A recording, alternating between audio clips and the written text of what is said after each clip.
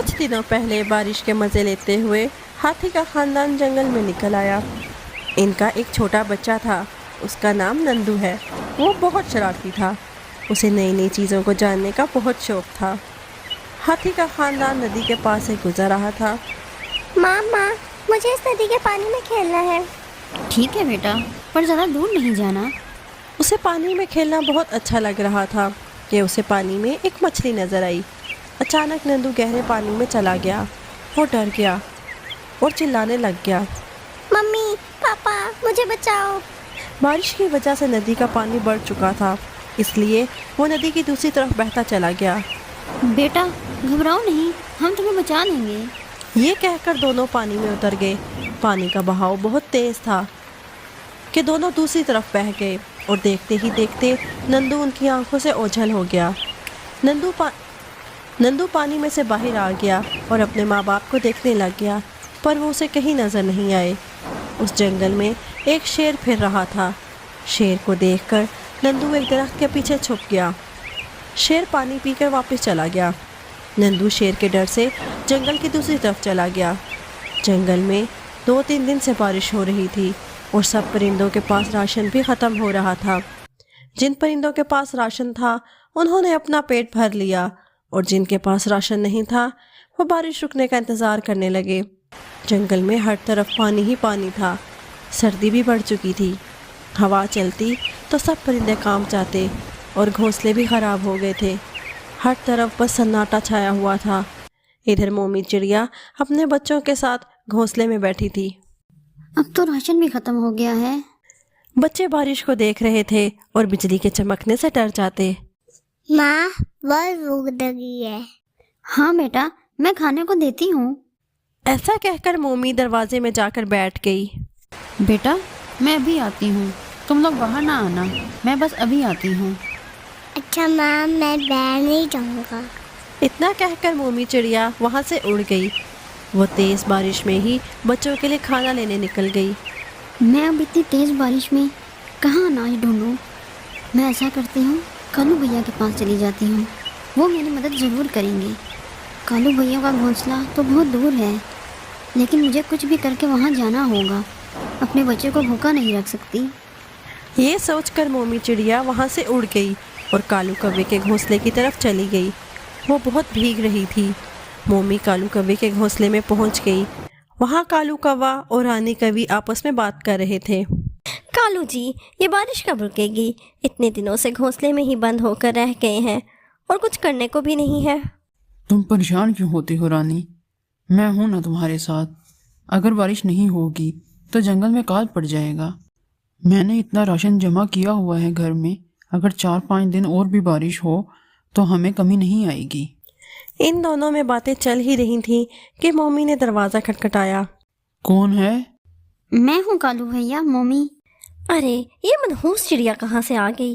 ज़रूर इसे कोई मदद की ज़रूरत होगी। रुको तो सही, मुझे सुनने दो वो क्या कहती है। सुनो, अगर आज आपने इसकी कोई मदद की तो मैं घर छोड़कर चली जाऊंगी, ये बात याद रखना। अरे मोमी, तुम इतनी तेज बारिश में यहाँ क्या कर रही हो? लगता है कोई ज़रूरी काम है। जी कालू भैया, मुझे बहुत ज़रूरी काम है। अंदर आ जाओ। मोमी घोंसले के अंदर आ जाती है। कालू भैया, मैंने जो राशन जमा किया था वो ख़त्म हो गया है। मेरे बच्चे बहुत भूखे हैं, अगर थोड़ा कुछ खाने को मिल जाता। हाँ, हमारे घर तो अनाज का ढेर पड़ा हुआ है और कालू ने तुम्हें बहन जो बना लिया है। अब हमें तुम्हारी मदद करनी ही होगी। तुम चुप करो, मुझे बात करने दो और तुम अपना काम देखो। रानी कभी गुस्से में अंदर चली जाती है। अरे मोमी, मांगने की क्या ज़रूरत है? तुम्हारा अपना घर है, तुम्हें जितना भी अनाज चाहिए तुम यहाँ से ले जाओ। ये तुम्हारे भाई का घर है। कालू भैया, बस मुझे 1 दिन का अनाज चाहिए और जब बारिश रुक जाएगी तो मैं आपका अनाज आपको वापस कर दूंगी। बस कर दो, रुको मैं अनाज लेकर आता हूँ। कालू भैया, मैं अब चलती हूँ, बच्चे घर पर अकेले हैं। मोमी चिड़िया घर की तरफ निकल जाती है। रास्ते में उसे नंदू के माँ बाप मिल जाते हैं। मोमी इन्हें देखते देखते अपने घोंसले की तरफ जाने लगी और इधर नंदू घूमते घूमते मोमी चिड़िया के घोंसले के बाहर आ जाता है और वो देखता है कि मोमी चिड़िया का घोंसला हवा की वजह से हिल रहा होता है। ये घोंसला हिलना बंद हो गया, लगता है नीचे गिर गया। इधर नंदू ने घोंसले को उतार कर नीचे रख दिया था। दूसरा घोंसला भी गिरने वाला था। वो उसे भी नीचे रखने ही वाला था कि मौसी ने निकलकर हाथी के बच्चे को बहुत डांटा। नंदू एक तरफ खड़ा होकर रोने लगा और अपने माँ बाप को याद करने लगा। तभी मोमी चिड़िया अपने घोंसले के पास आ गई। उसने इधर उधर देखा और उसे अपना घोंसला नज़र नहीं आया। हवा भी बहुत तेज़ चल रही थी। नंदू ने मोमी को देखा तो बोला, अरे चिड़िया रानी, परेशान ना हो, तुम्हारे घोंसला सही सलामत है। मैंने उसे कटे दरख्त पर रख दिया था। वो हवा की वजह से बहुत हिल रहा था, इसलिए मैंने उसे उतार कर रख दिया। मोमी जल्दी से घोंसले के अंदर चली गई और अपने बच्चे को सही सलामत देखकर वो वापस नंदू के पास गई। तुम्हारा बहुत शुक्रिया छोटे हाथी। अगर तुम ना होते तो मेरा घोंसला नीचे गिर जाता। पर तुम यहाँ क्या कर रही हो? जी मैं अपने मम्मी पापा से बिछड़ गया हूँ। तुम्हारे मम्मी पापा को मैंने अभी देखा है। क्या सच? क्या सच में चिड़िया रानी, तुम सच कह रही हो? हाँ, मैंने सच में उन्हें देखा है। तुम आओ मेरे पीछे पीछे, मैं तुम्हें उनके पास ले जाती हूँ। वो ज़्यादा दूर तक नहीं गए होंगे।